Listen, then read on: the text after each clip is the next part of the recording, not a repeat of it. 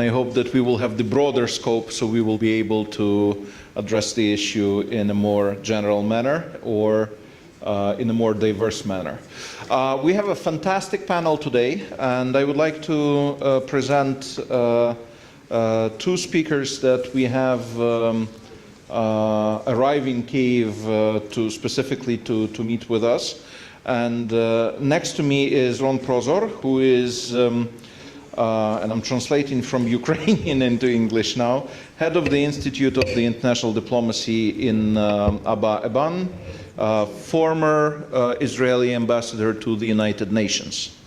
And next from me is Dен Мерідор, who is president of the Israeli Council on Foreign Relations and former deputy prime minister of Israel from 2009 till 2013.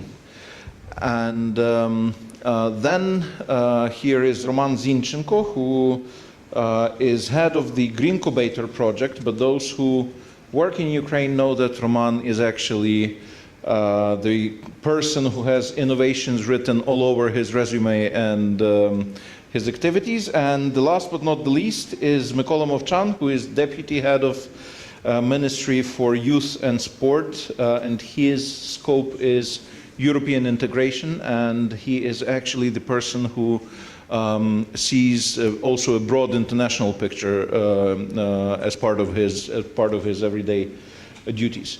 We're talking about the Israeli experience of supporting the innovation, so I think we should give our guests the floor so they start and frame our discussion. And then our Ukrainian colleagues will pick up from there, and then I hope we have a good conversation here amongst ourselves. So, Mr. Prosor, please, the floor is yours. First of all, thank you. And it's a joy to be here with you. And basically, when you look at everything, every country, the most important thing is to look at society. And if you look at the Israeli society or the Jewish society, you basically look at a society that is standing on the shoulders of giants. What do I mean by that? From the whole issue of the biblical idea of looking at everything from all sides, questioning, what did God mean here? What did he mean there? Huge discussion leading to challenging the existing paradigms in everything. Now, when you come to Israel, from kindergarten to the army, you see a very undisciplined society. Everyone talks out of turn. Inside the Shabbat table, Dan can tell you, with the children, the grandchildren, everyone talks out of turn. Everyone basically challenges what the other one has to say. And it's very undisciplined and very vocal, but at the end of the day, it brings out what we at the end call innovation. Now, what has Israel been able to do? Israel was able to really take its liabilities and turn them into assets. So, for example, when God promised us the land of milk and honey. It took Moses 40 years. He wasn't a great navigator. There was no ways there, and he reached the Holy Land. There was no honey, no milk, and no money. And we had to basically begin from finding solutions.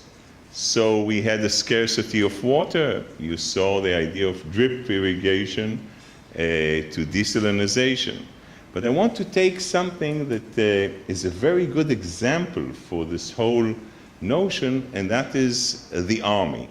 The army is, in essence, a liability, right? But we managed to turn that also into an asset. Why? Because you have at your disposal at the age of 18 the best and the brightest minds. It doesn't make a difference if your father is the king or your mother is the queen. At the age of 18, you enlist. And what we were able to do is basically to say, David or Moshe at the age of 17, they're good in mathematics. Let's say, for example, a name that you should know, Kira Radinsky, came from the Ukraine to Israel at the age of 4, okay? She is good in mathematics. We will put her into the intelligence. And in essence, David has good leadership skills. Bottom line, we put the relevant people to challenge the existing paradigms in the fields that in essence create innovation. For example, the army is a place where we have to put in a lot of resources, a lot of manpower.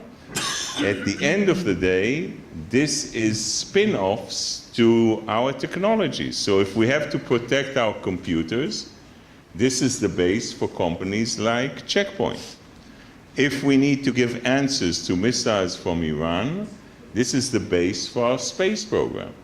And in the sense, what I'm trying to say is that innovation begins by allowing a culture of asking questions, open questions, not being afraid to fail, and the support for failure. And I think the Israeli society is a society that in essence supports failure. If you fail, try again. Try again. The world would know what the Jewish mother understands from birth, that you're a genius. So it takes time to understand that, but in the sense, what you create is a culture of questioning, all the time questioning, which leads at the end of the day to innovation. And it's based on what the society creates. So if I have to say something to the Ukraine on this sense, open it up, allow questions in every field, in every dimension. In every dimension, and the fact that Israel is small allows those dialogues to be created between people from different parts of technology that work together, and by working together, asking the relevant questions, you reach amazing results. Thank you. Thank you. And Mr. Merridor, please. Thank you. It's, I think, the third or fourth time I'm speaking today. I try not to repeat what I said earlier. I hope you will forgive me for that. First of all, I agree with practically every word that my friend Ron said here. I remember the first day I entered the Hebrew University, good number of decades ago, when I finished my army service, and we had a talk with the dean of the Faculty of Law, and he said one thing: you came here for one reason.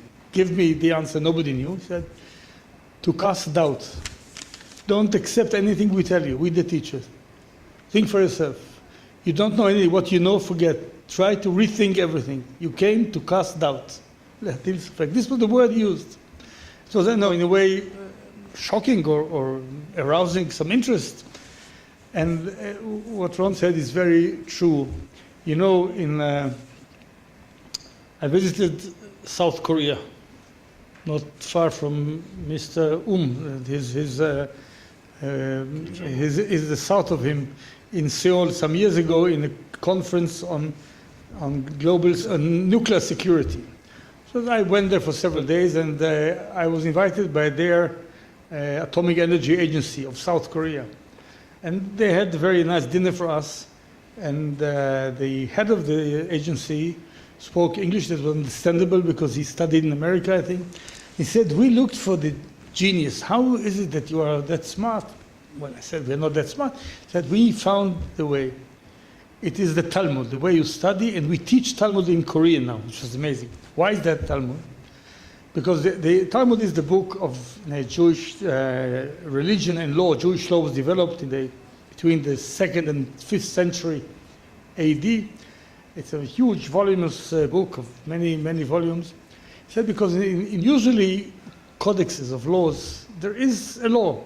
Don't do this, don't murder, don't steal, don't rape, don't do this and that. In your case, they give the whole debate. A rabbi once said this, the other rabbi said the opposite. You need to learn all the pros and cons of everything. Nothing is given as if it's only God's word. No, the discussion is there. So to learn to discuss things, to learn them from the outset and try to see what are the arguments for or against is part of the culture. Now, we speak about Israel. I try not to boast of anything and not to sound not right, but part of it has nothing to do with Israel. There's something with the Jewish culture and way of education. I say it humbly, but I read that the Jews are 0.2% of the world population, 0.2. But they are 20% of Nobel laureates. How come? It's not Israel. Most of them are Jews from America, from Europe, from other places. Again, it's not the genes, I think. It's not the genetic thing. Something in the culture of casting doubt, asking the question, then trying to find different solutions, not to accept the given norm, is embedded in our heritage, in the way we educate. This is why you had so much intellect and so much innovative spirit and entrepreneurship around the world with Jews. It's not just Israel. Israel had this treasure in its hands, and it could do right or wrong. So I think for many years, for reasons that I don't want to go into, we didn't do the right thing. The government did too much. The government thought it can do everything. It didn't really count on the people to find a way. We had begun with a socialist regime, very tough socialist regime, half communist in some cases, and the government told you what to work and where to go, and they gave you the huge taxes and everything. It was very governmental.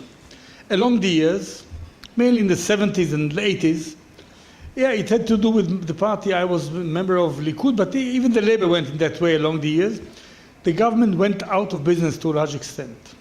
About 30 years ago, we had a huge crisis, economic crisis, huge crisis, hundreds of % of inflation, no foreign currency, a huge deficits, impossible. And we really were on the verge of economic collapse, 1982, 83. And then in 84, 85, the government went out of it, and we went through a huge reform. I'll just say the three things that the government stopped doing or does right, and allows the people to take action, which is what happens in Israel. People have the responsibility. We cut the budget deficit. We have no deficits for over 30 years. Minimal, 1-2%, that's it. This was a major thing. It means the government doesn't do things it used to do in the past. Less money for this and for that. So the government is out of the market. It doesn't sit on the market. It's not heavy on the market.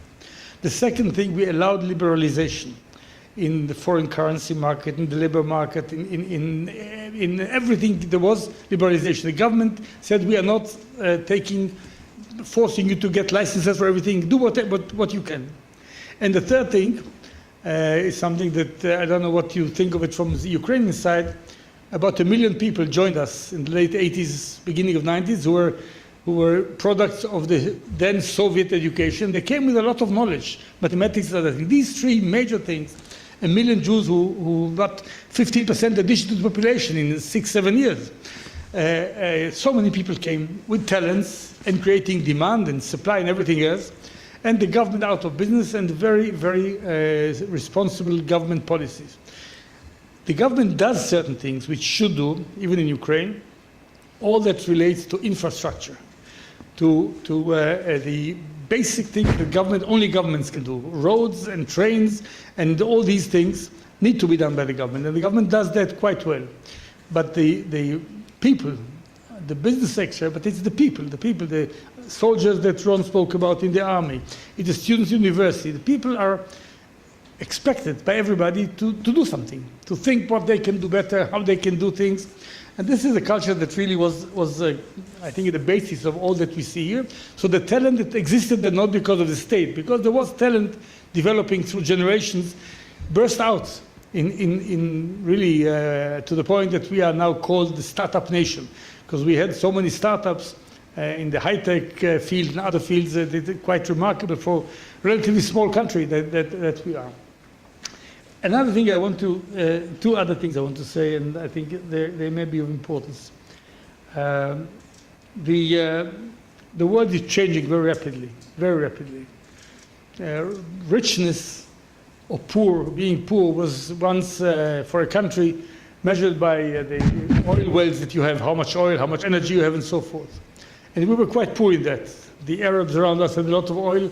We had no oil altogether. I think today much more depends on what you have in your brains, less than what you have down in the earth that you can dig. It's not because of us. The world is going in that direction. Development in technology have changed the world. They have done something that I want to quote here, an American friend and a journalist, well-known journalist from New York called Tom Friedman.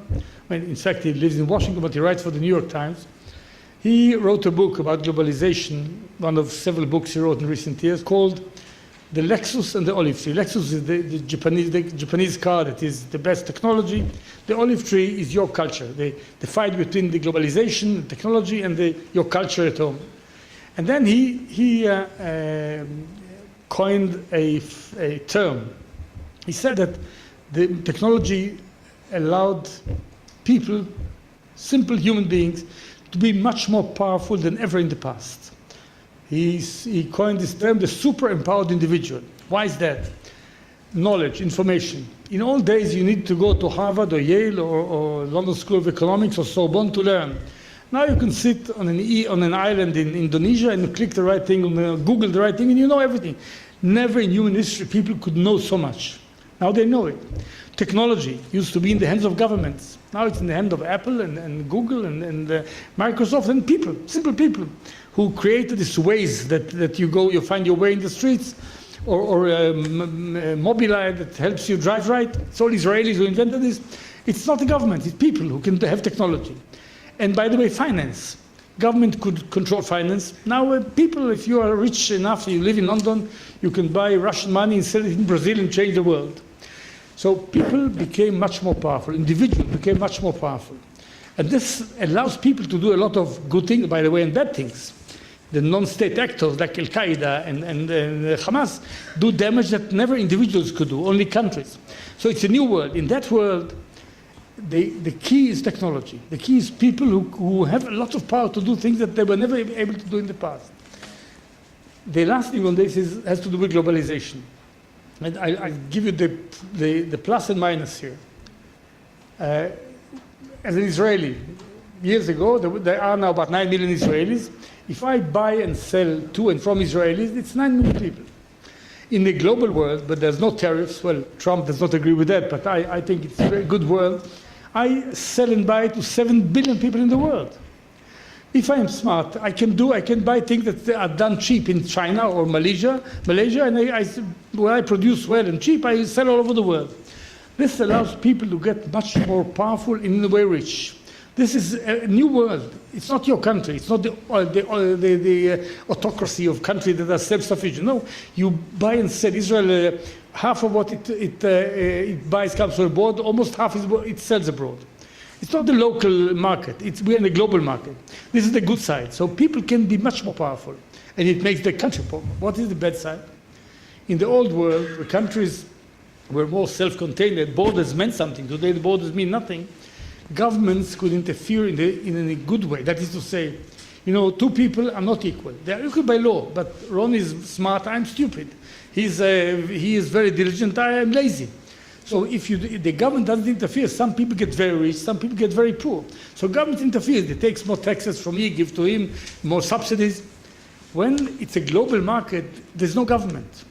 So governments cannot easily bridge the gaps in society. So you see all of this world growing gaps in society. So this is a problem that needs to be tackled because humanity will not be silent on this. There will be problems here. But it's a new world, a new game, and the answer is not in the old system. It's how you create in your brains, in your minds, in your experience, a new trick, a new way to solve problems. Army-wise, it's in the other room, the military thing. I've dealt with it a large part of my public life, and we wrote a report on Israel defense some years ago, very useful. One of the things we said, we need the new battlefield, which is very different. It's not the old battlefield, to be re-examined not by me, because I'm too old. We need people some of them should be not over the age of 20. Because people of 40, 50 years have too much experience. It'll be a burden on them. We need people who think differently. Not by moving the tanks from the right, not from the left, but by using this iPhone with the fingers. They don't know how to use a pen because they never had it, like my grandchildren do, better than me. So in a world that is changing so rapidly, and technology is proposing so much as opportunities, individuals are important, and the government should be out as much as they can, but allow the infrastructure of education, of roads, of electricity. I think Israel does that quite well. And if I can give advice to other countries, this is the way to do it. I don't think Israelis by nature are more talented than Ukrainians or Russians or Germans or English. It's the environment, and the government can create the environment of freedom, of liberty. This connects to what I said in the earlier sessions. It's the basic human rights, liberty and freedom. If you don't have freedom of thought, freedom of innovation, freedom of action, nothing will grow. Only the government does it better or worse. So this is, I think, a more general philosophy that helps live better and produce better. Let me pick on this. You have wonderfully went right to the point without making all these long introductions. And I'm amazed as someone who's dealing in my day job with culture and social values, you went right to the cultural issues, skipping the usual institutional talk. So here's the question. The transformative experience that many Israelis have in their living memory is the experience of Holocaust. The experience, the Ukrainian transformative experience is experience of living through totalitarian rule in the Soviet Union, being one or the other way left stripped of agency, let's put it this way. The difference is that we have this experience prolonged for generations, which left an imprint on culture. What is the Israeli experience of blending in people who have different backgrounds in terms of understanding the rules, in terms of understanding success? For instance, how do you assist in joining this innovative spirit, for instance, to those who came from Soviet Union or to those who came from Ethiopia, who have very different backgrounds? In the country as diverse as Ukraine is, what, in your opinion, is the solution, and as traumatized as Ukraine is, what, in your opinion, is the solution for innovations? You want me to start? Okay. Please. You want to start?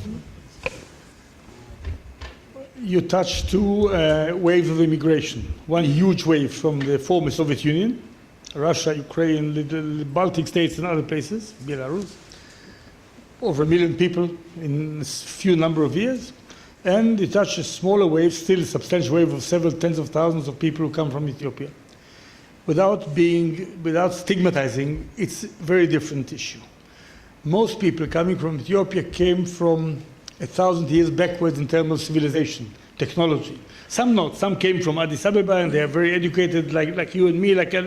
Some really had a huge civilization leap that they had to go through, and it's very difficult with the older generation. The younger, who go to the army, to the civil society, to universities, find it easier. Even the language, but not only the language. So I have no simple fix. I don't have a simple solution here. How you take old people, old, I mean, not old, 50. 50 is young for me. And tell them, all right, change everything you know. People didn't see running water in a tap. Now find it. They didn't know the basic things. So there's no way. It's not a trick. It's not a mechanical thing. It takes time. So in a way, some people are in a lost generation. They did it for their children, and they know they came, and the children will be well. I cannot transfer them into this new world with no problems. On the former Soviet people came from the Soviet Union, I'll tell you an interesting discussion and an interesting difference. We had been absorbing Jews from the world since day one. After 48, people who survived the Holocaust, people from the Arab countries came. The old days were days of very powerful government, a socialist idea. People came, the government gave them an apartment to live in, a job to work in, a place where they're going to live. Everything was organized. When this wave of immigration came in the late 80s, the beginning of 90s, when the Soviet Union was collapsing, I remember I was in the government then, Minister of Justice, but I dealt with it as well. It was the most moving and fascinating thing I saw in my life. The huge number of Jews flying, and they have where to go. I used to go to the airport just for myself and watch the thousands of people going from the planes, coming from Odessa, from St. Petersburg, from Moscow, from all over the place. It was really like a new exodus, and Jews had where to go, unlike the 40s, where they had nowhere to go and they were all killed. So to me, it was amazing. I dealt with it. I remember we made a decision there, which was, I think, it was right. I supported it. It was not me. Shamir was the prime minister. Peres, I don't want to go into details, but the idea was we won't tell anybody what to do, where to live. We'll give them money. I remember the numbers. For a family of 3, you get this, that number, sum of shekel, so forth, and so forth. And people said, what do you want them? They've never been in a free society. How will they know? Told them there's a swimming pool, let them swim. Let's see what happens with that. We will not tell them what to do.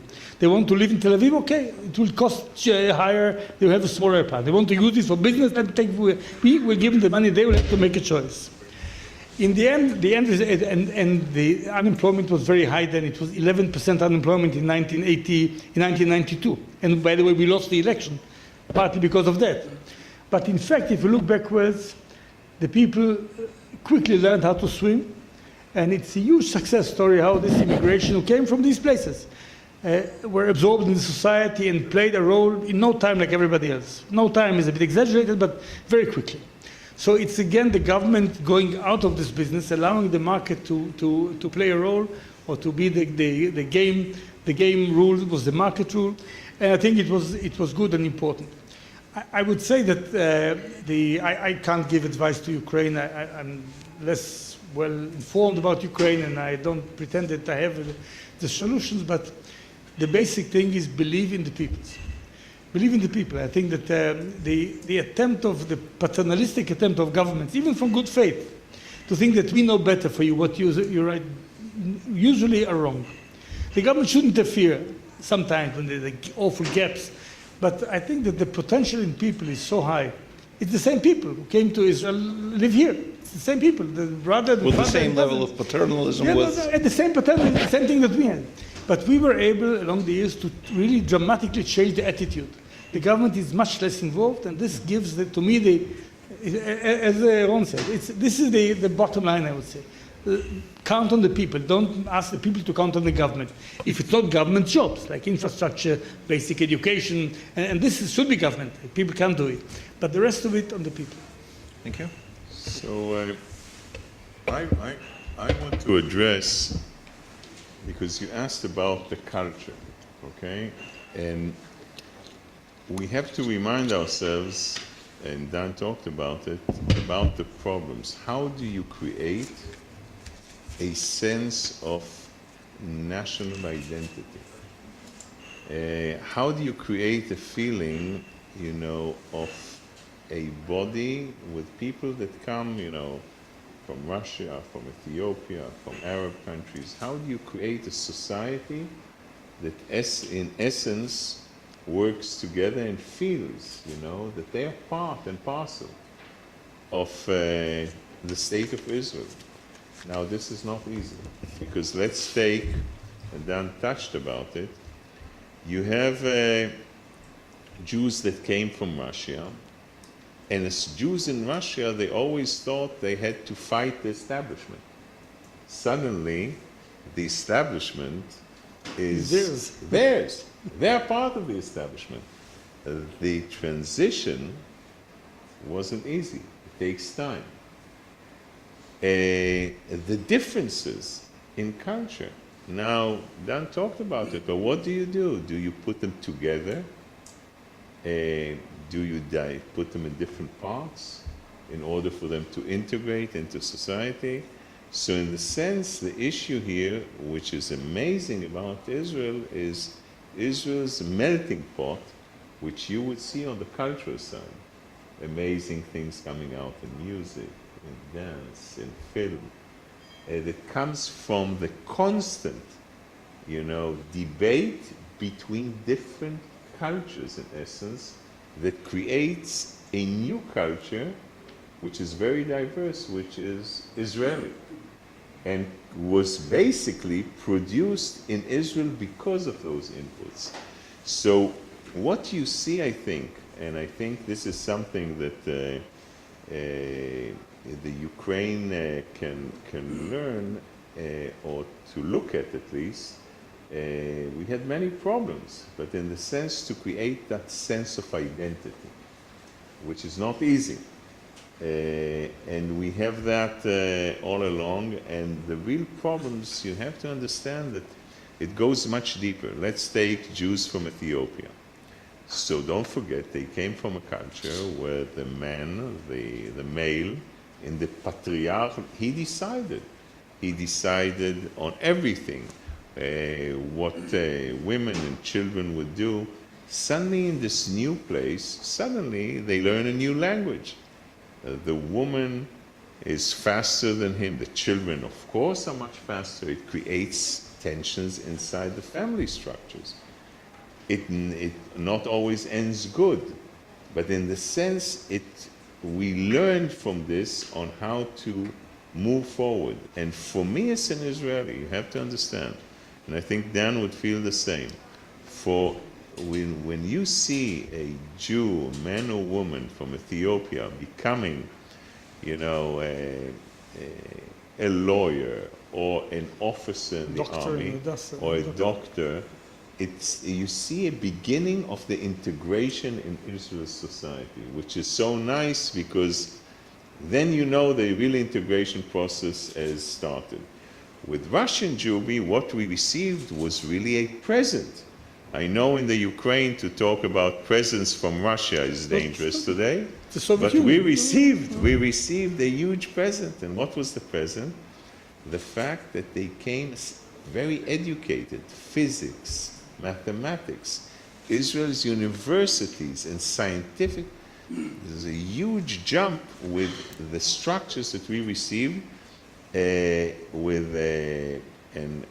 I mentioned, and I can mention many in the sense in that field that moved Israel, I think, many steps forward. But again, the importance was the setting and the feeling that they can say and do everything and challenge everything, and that was a change in the state of mind. Well, thank you so much, and let's add Ukraine to the picture and see how it looks from the Ukrainian perspective. Роман Зінченко, what's your take on this subject? Well, speaking of Israeli innovation and their connection with the Ukrainian experience, including the statehood and moving country forward, my connection primarily comes through books, people, companies, and innovations. I actually never visited Israel, but had a lot of insights over recent years coming from Israeli authors and Israeli innovators.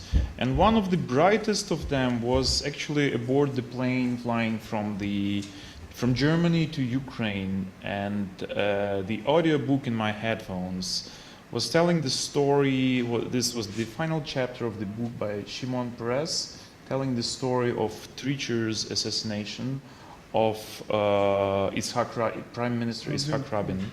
Very tearful and thought-provoking, and it connected me to my student years, because just several months before being assassinated, Yitzhak Rabin visited and had given a lecture in our university at the Institute of International Relations, where I studied. But despite having rather tragic ending, I think the Shimon Peres book's title is probably one of the best guidances for Ukrainian spirit of innovation. It's, let's say, the bar we should reach, because it's titled, amazingly, it's titled No Room for Small Dreams.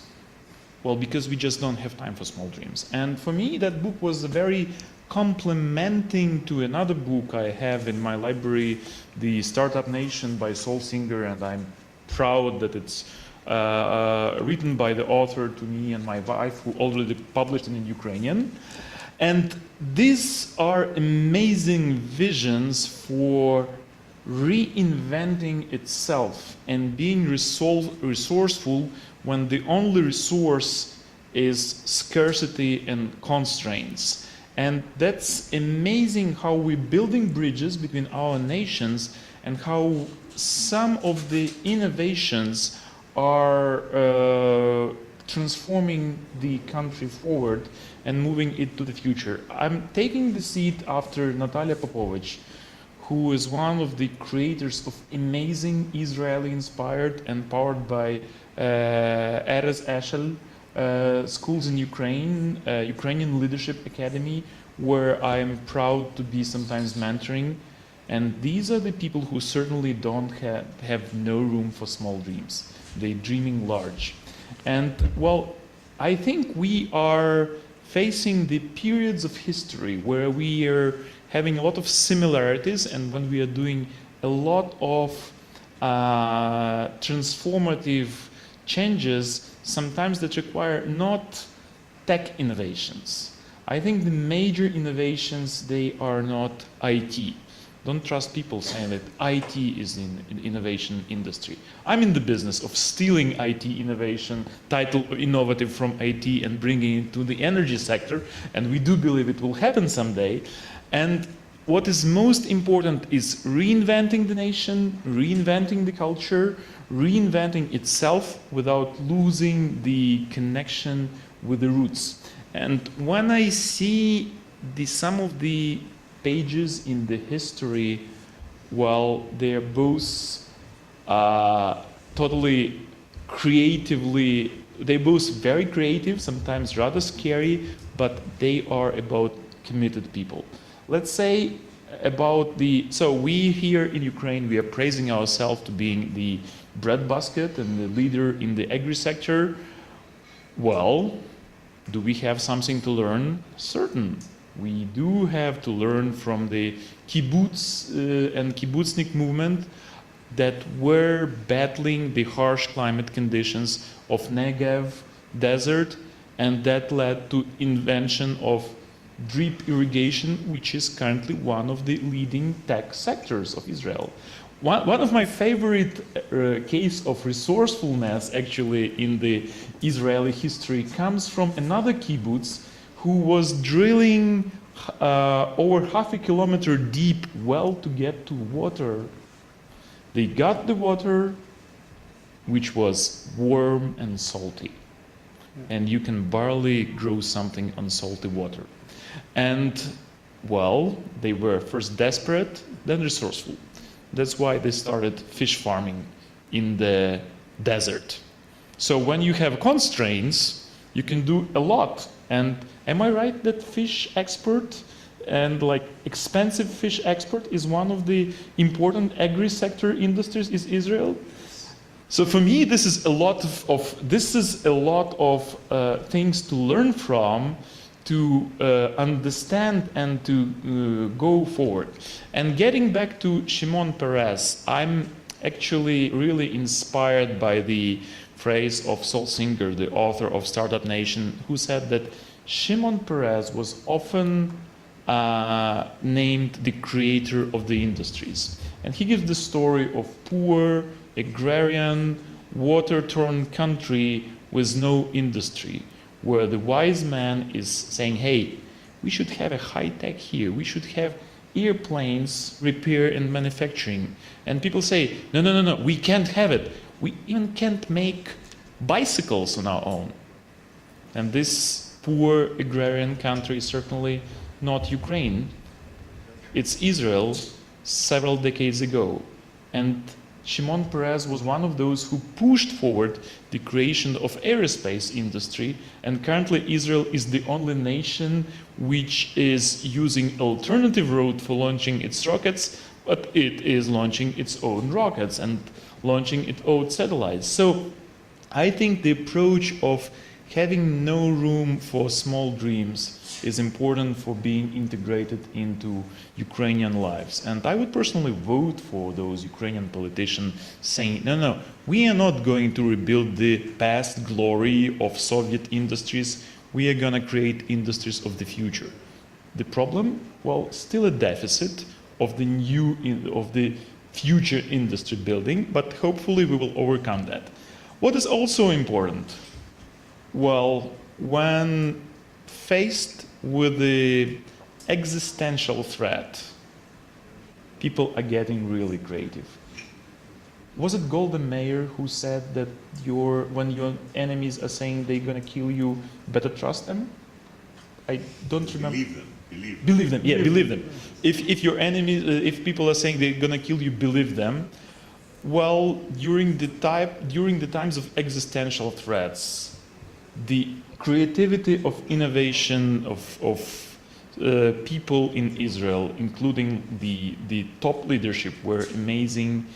Like buying airplanes, cut in halves and in quarters, stitching them together and flying them home over the polar cape. Well, smuggling actually them. But you know, Ukrainian army, which became one of the largest crowdsourcing projects now opposing Russian aggression, is also a kind of the volunteer and crowdsourcing. And you remember those jeeps they are driving? Many of them were smuggled into the country, but they were essential part of protecting the country and keeping the sovereignty.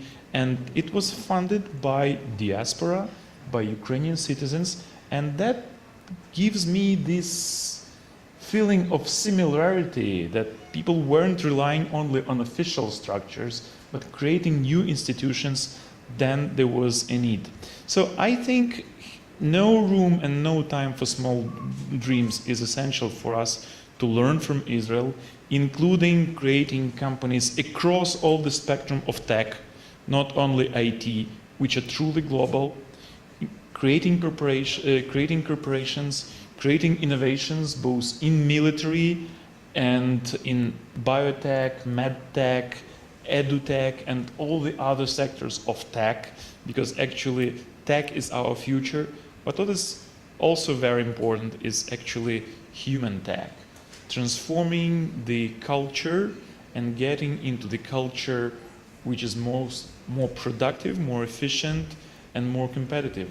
Well, Israel got through socialism, learned from socialism, say goodbye to socialism, and built one of the most advanced capitalist societies. So, well, I think that the proof that resources are not necessarily the most important for innovative economy, well, many people representing this proof are today in this beautiful city of Kyiv, and it's important for us to learn social models, technical models, financial models, and other aspects of the innovations. And of course, well, we don't have much time for waiting.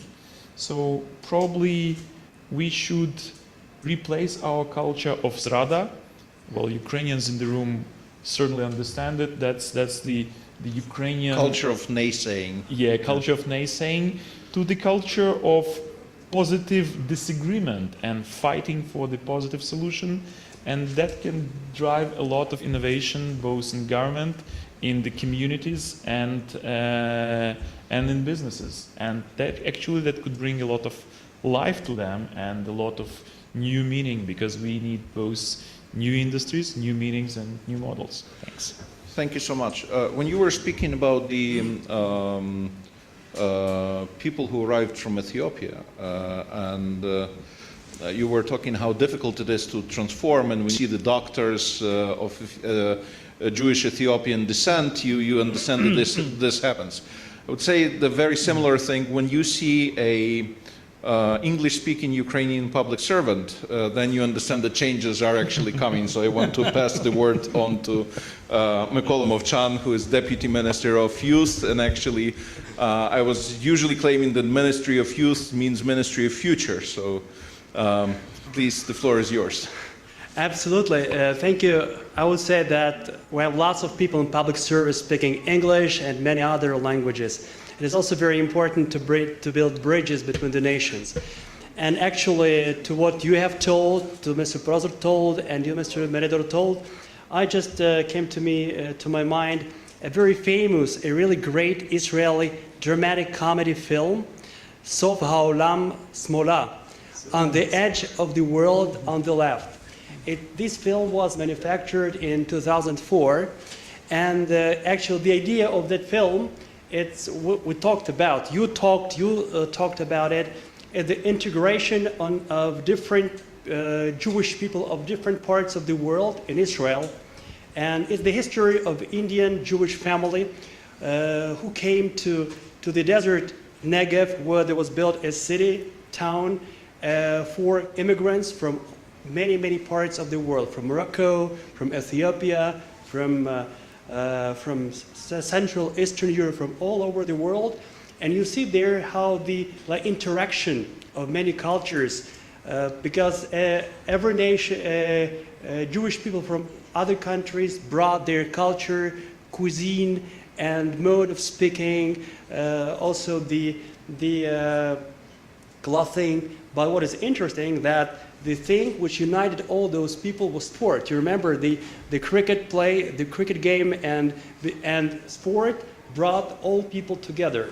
And I think that the sport is the universal instrument, universal tool for integration and for intercultural interaction and communication, cooperation in the large, broad sense of this word.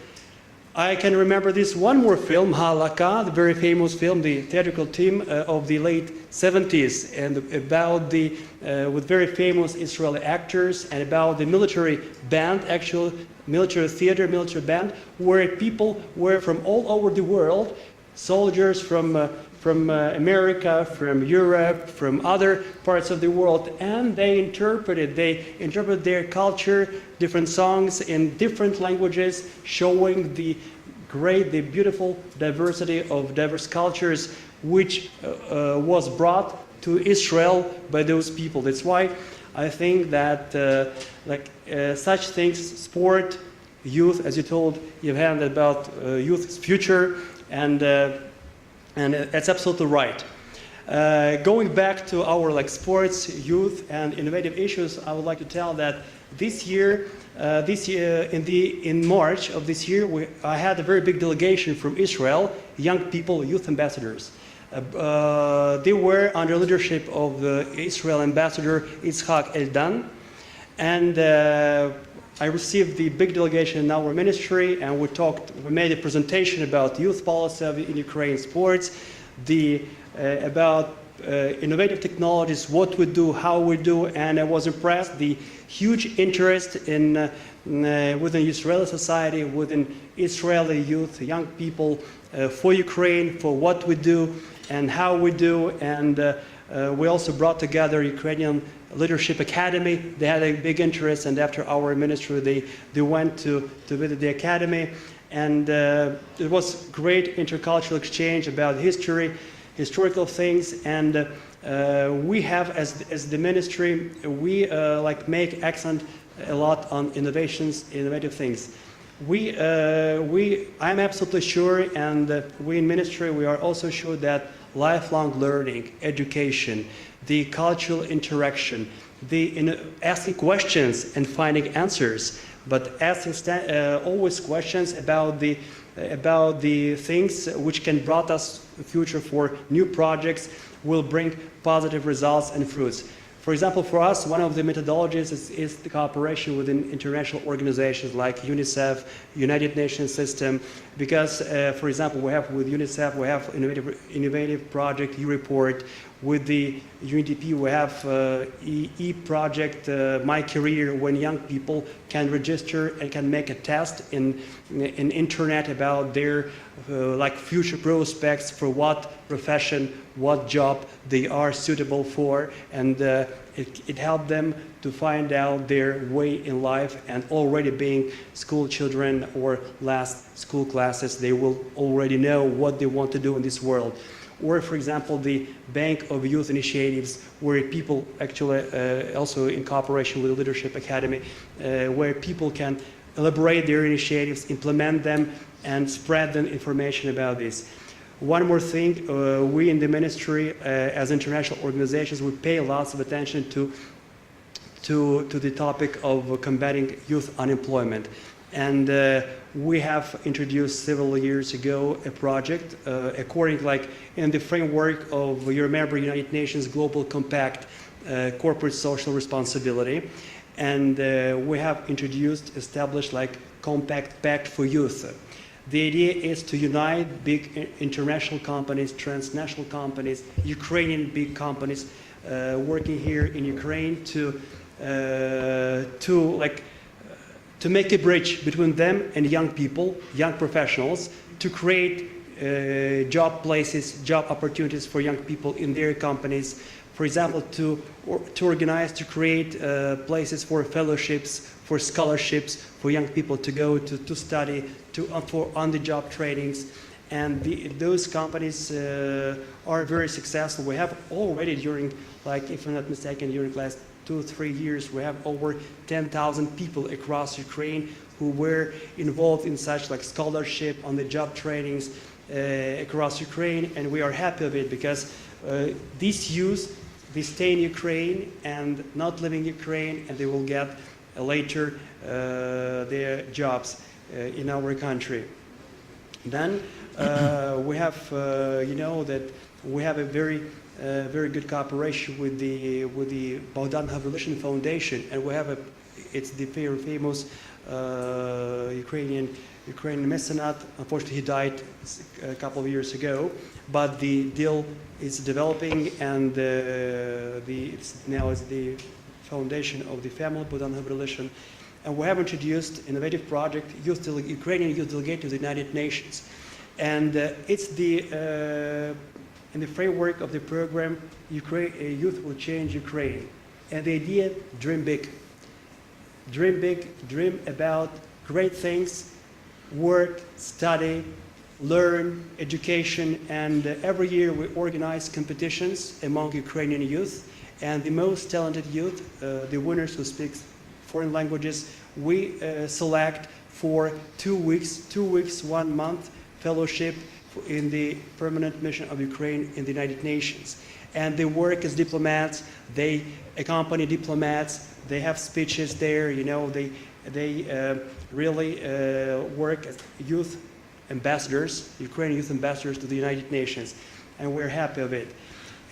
In order to to establish and develop like youth bridges between the Ukraine and the world, foreign countries, we have signed 3 years ago the intergovernmental agreements on the youth exchanges between Ukraine and Poland.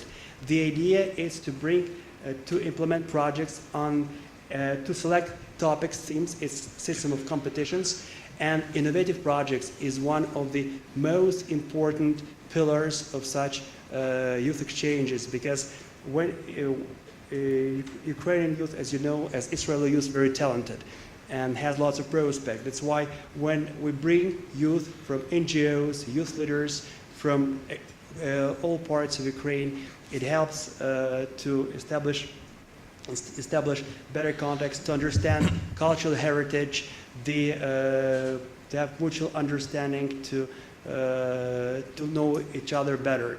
And our next step, we would like to have more such agreements and youth exchanges with other countries of the world, European Union member countries and other countries. And now we would like to establish intergovernmental cooperation on youth exchanges between Ukraine and Israel. For us, it's extremely important. Thank you. All right, thank you. There is a curse for the moderator when the lunchtime is approaching. You don't want to stand between the panel and lunch, and I believe that the dinner curse should be probably a stronger one. So let's leave just a little time for one round of questions here and see who would like to ask something. I see 2 questions. If there would be a third one, we would take the 3 and then round up. Okay, 1, 2, 3. Do we have someone supporting with the mic? Yes. The gentleman there, please. Do we have a simultaneous translation? Yes, we do. You have to talk into the mic. Тоді я буду говорити українською. Насправді питання у мене до представників Ізраїлю. Чи можете, воно надзвичайно просте, навіть тривіальне, чи можете ви навести приклад якихось інноваційних проєктів, які ви в своїй кар'єрі підтримали і які дали якийсь ефективний результат? Тобто мене цікавить практичні інновації. А запитання також ще одне, дуже коротке, до представника нашого уряду. Чи це правда, що ви досі використовуєте в своїй роботі не електронний документообіг, а для того, щоб прийняти будь-яке рішення, ви ходите з листочком паперу по всім кабінетам і збираєте підписи? Дякую. Okay. Before you transfer the mic to the following, could you pass the mic? Yeah, the lady is there. Did you get the question? Did you get the question? The question is, what is your personal experience of innovating? Yeah, and how it worked, and then I think the other question is to the Ukrainian government representative, who always gets beaten by the public. That's part of life. So the second question, there was a lady there, right? Yom Tov. My name is Olga Vasilchenko, PhD student, Institute of International Relations. And actually, Could you speak up? Oh, yeah. Yeah. Is it okay? Fine. Yeah. Well, actually, I wanted to ask almost the same question as my previous colleague did about the projects you are proud of. But actually now I would like to wonder about the semantic politics of Israel, and how would you comment on that in the context of its innovation policies? Thank you. The semantic? Semantic. Do you? Languages or what? I mean senses. I mean, well, let's call it information psychological policy. Okay, Anyway. is that, you're talking about integration of people with different backgrounds? Yep. Okay, yeah, okay. This is something that we've discussed partially. Thank You can elaborate on that. And the third question we had here. Yeah. Erev Tov. My name is Alex Lubeski, and I'm a representative of Israeli technological company. But my question would be about state building. So, in the state of Israel was an idea that unite all of the Israelis from Ethiopia, from ex-Soviet Union, from Ukraine, etc. And what do you think? What has to be an idea? It's for Israeli part, of course. What has to be the idea that could unite Ukrainians? It has to be nationalism. It has to be some American dream or Ukrainian dream or something like this. Thank you. Okay, a tough one. Yeah, that's okay. Let's see how well we do, and then we'll see if we have time for another round, or we need it for diplomatic reasons. Okay,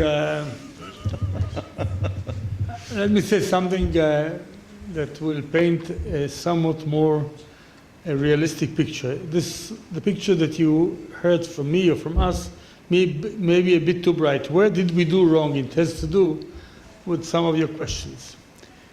There still are some parts of our society that are not well integrated. Some of them because maybe of language, I'll come to it in a minute. Some of them because they are afraid of what comes with the openness to this technology world. Let me speak of two parts of the society that are not yet well integrated. There's a process, but it's not easy. The Arab population of Israel. The fact, for example, that a woman needs to go on her own and study somewhere. In some Arab societies, women should not go out on their own.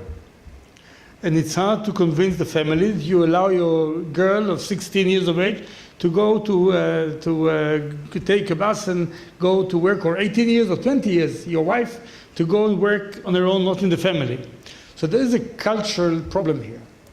And to this day, the participation in the labor force of Arab men, and Arab women more so, is lower, much lower than the Jewish participation.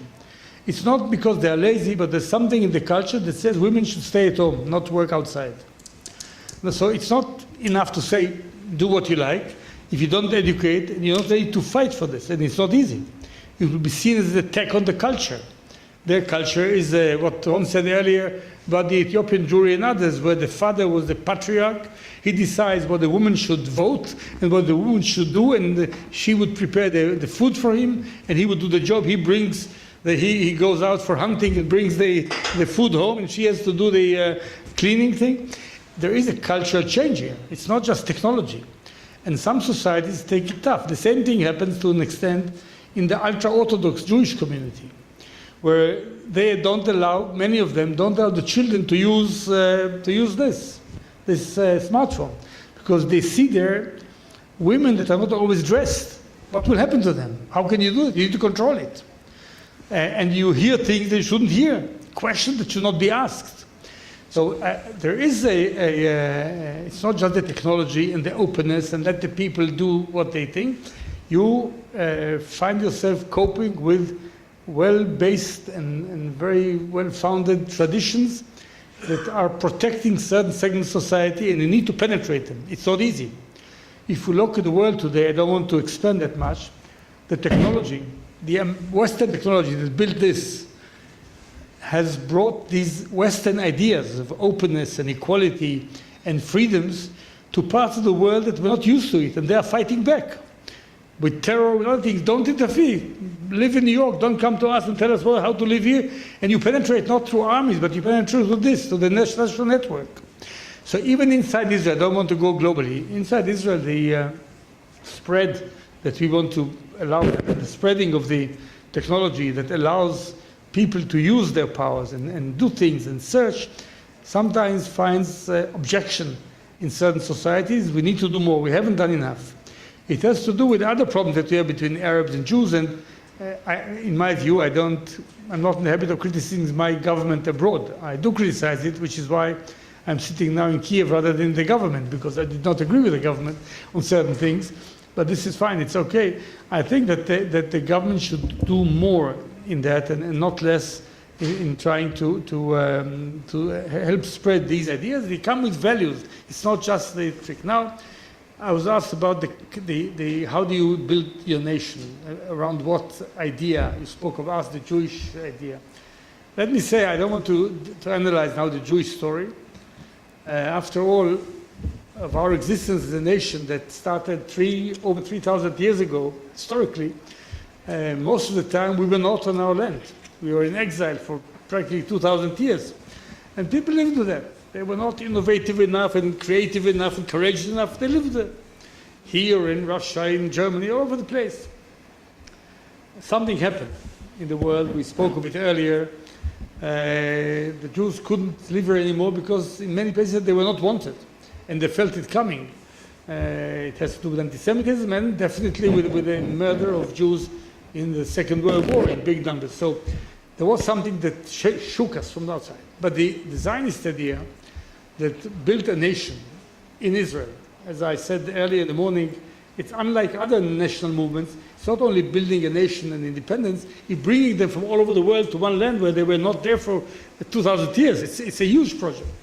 So there is a competition or a tension between two trends, and the modern world proposes this and shows this to all the nations. One is the global ideas, which basically are liberal ideas of freedoms, of individual rights, and we spoke of it earlier. The language, now you can't really connect this world if you don't speak English. I don't know about China, I'm not Chinese, but you can't get to the internet and you don't know things if you can't speak this language. The other thing is, how do you build your own culture, which is not English. It's Ukrainian, it's Hebrew, it's Arabic, it's German. So the tension between building my own culture and my own language and my own literature and my own poetry, you read the translation. But there's a language that has a lot in it. We revived the language that was not alive for practically, 1,500 years or more. And I'm very proud of it, I love it. But I know that I cannot really succeed in the world if I don't understand English as well. So if you speak of how you build your nation around what idea, it's a question that is bigger than the 2 minutes I'm speaking here now. One should be very careful not to do everything in the English language, although it's very good that you speak English. One should not be monolingual. The English people are monolingual, by the way. and it narrows their thinking. Another language gives you another look on the world. The same reality looks different in French or English or German or Russian or Ukrainian.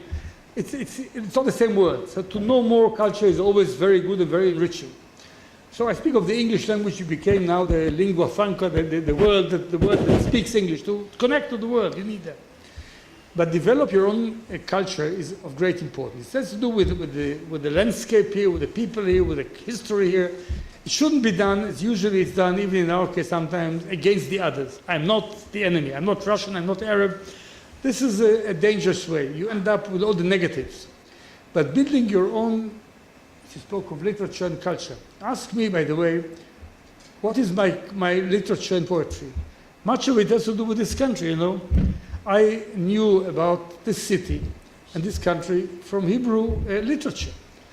There were two very important writers, one called Shalom Aleichem, the other called Mendele Masforim, who were from this area, and they even had a name for Kiev, which is a different name.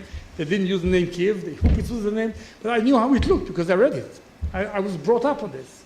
The poetry I read, there was a poet again from Ukraine called Chernychovsky, very important Israeli poet. And I remember the landscape of the vast fields of Ukraine from his poetry. But this is the past. Today, if you read the Israeli literature, you read about Israel, Israeli life, Israeli problem, Israeli landscape. The way to develop your culture is not by what we are not, which people usually easier do. It's easier to say, I'm not this. But develop your own. What is so important in Ukrainian? Why is it important to be Ukrainian? What does it mean?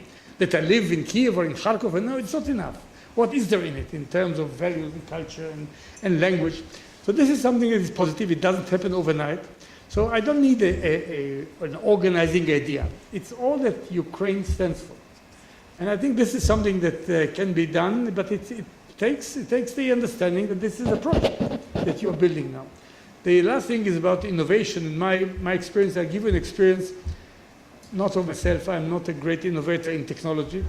I hope I innovated some things in my thinking, but this is not what I tell you. A story that has to do with the other room of technology and defense. Israel is known to have a good army. In the years that I was Deputy Prime Minister, I was Minister of Intelligence as well. I was in charge of the intelligence community, and I spent a lot of time with them. One of my visits in the Mossad, the Israeli security services abroad, intelligence services abroad, I visited certain units there, and I see a person, maybe 30 years of age, dressed in civil, it's not military. Doesn't look a hero, doesn't look with muscles, looks like somebody who is studying in university. And he explained some things he did to me. I went there with the deputy chief of the Mossad of the days, and it was something in the cyber world. And when I left the room, the man who accompanied me, the deputy chief of the Mossad, asked me, do you know, the name, I don't want to repeat the name of this guy, he's from Jerusalem, by the way, my city. You know what he is? I said, what is he? He says, the man who looks so clumsy to you, he is the most important fighter we have in the IDF. So, what do you mean? Yeah, fighter is not what you were used to. Be muscles and look very healthy and very, no. He, with his brains, does more to us as a fighter than the warrior that has the muscles that we were raised to believe is the modern. So this means, by the way, equality for women and men, because a woman can do this fighting just opposite the screen as a man can do. So I remember this experience. I remember this, the best fighter we have is this guy who looks somebody who would not be able to finish a course in the paratroopers of Israel. But he's the best fighter today, not what I had when I was young. I wanted to be strong, and I think I was all right, not the strongest, but yeah, still I'm for gym, I'm for sports, I'm not against it. But the world changes, and this change gives a lot of opportunity, and innovation is part of that and everybody can do it. Be poor, be rich, be woman, be man, be Arab, be Jew. And this is a last thing. Why a man who dreams big, not small, as Shimon Peres used to say, and you just quoted him, why does he do something after it? Dreaming is another word. Because he knows that if he won't do it, nobody will do it. The government will not do it. It's a psychological change. Don't wait for the government to do it. It's your world. Do something about it. You have an idea, do something. Don't wait for others to do it for you. This is a change of psychology. Some people are used to say, all right, why doesn't the government do it? Complain, the government is bad, the government. Forget the government. Do what you think you can do and be innovative. Thank you. So, Would you like to elaborate? Yeah. yes, I will start by addressing the Minister for Sport. Why? Because, Alex, to answer your questions, Israel, I don't know if you know it, this is breaking news for you. Israel in the sport arena is #1. We are world champions in explaining why we never win. We explain in the most sophisticated ways why we just lost the most important soccer match, why we missed. We are #1 in explaining why we never make it, okay? And believe me, I can give you a whole lecture on this, okay? But why am I using this as an example? Because it explains some of the Israeli culture, okay? It's not coincidental that we are not so good in sports, because sports needs discipline, hard work. This is not a sprint, this is a marathon. Israelis are not good at this.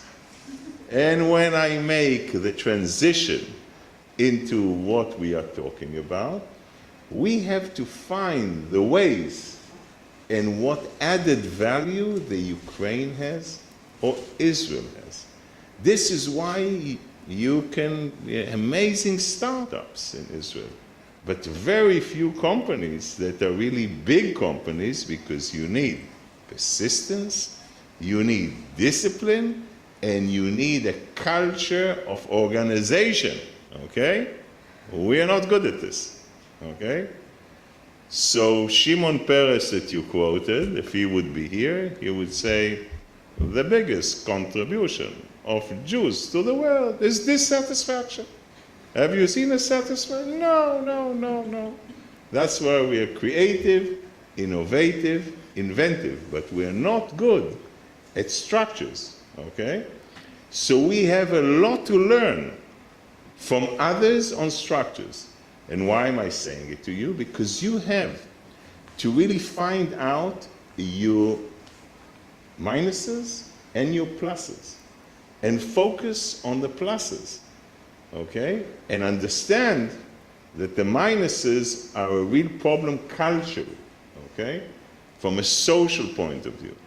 So when I look and try to give an answer, I think part of what you have to create, that Israel was part and parcel, we were lucky in parentheses, to have enemies around us.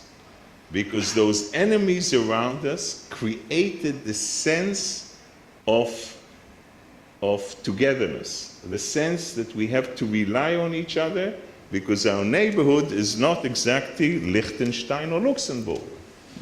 And because it's not Liechtenstein and Luxembourg, I think it's understood by many in the Israeli society that the aspect of working together, if we don't work together, our chances of survival are very limited, okay? So Alex was asking a question which is basically a tricky question. Nationalist on the other side, with all the minuses of nationalism, okay? But on the other side, the element of bringing a society together with a sense of purpose and identity. So, to answer that, I think you have to create that sense of identity through nationalism, working with a very open eye to make sure that you don't move into the wrong direction of nationalism.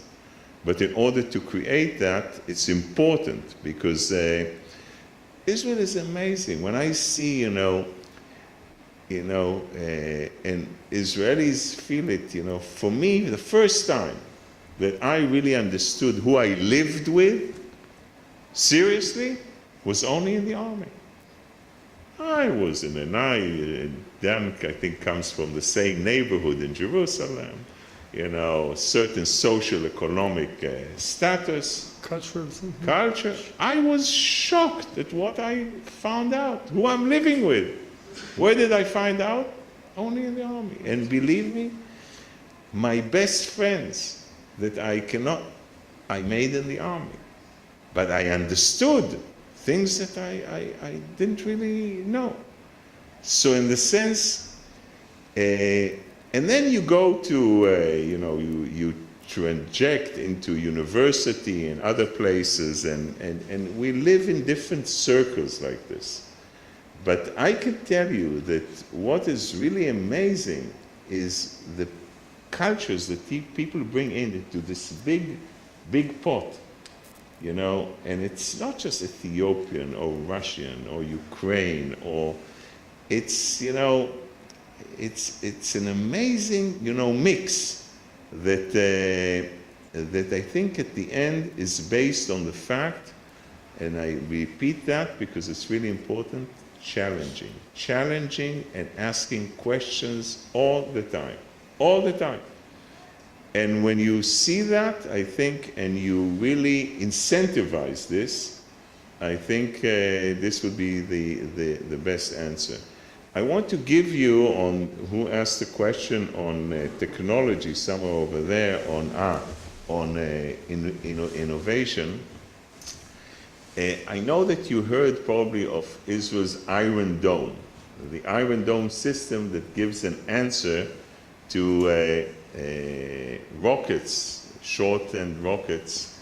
But basically, what story is the Iron Dome? The Iron Dome is a story of people coming together and understanding there's a common threat. The people that are solving the issue, that's their families out there, that's their brothers, that's their sisters. And the issue here is, you know, to work on something day and night where you know it has a direct effect on you. And the constant, again, coming out with those solutions that have a direct impact on how we live. And I really, from my point of view, the amazing thing about Israel is this open debate that you see on all parts of society. And I think if there's one thing that I would say, if I may, is, you know, to create a society that asks those questions all the time, inside the family, outside of the family. That's the best way to move forward. All right. We have taken over the time.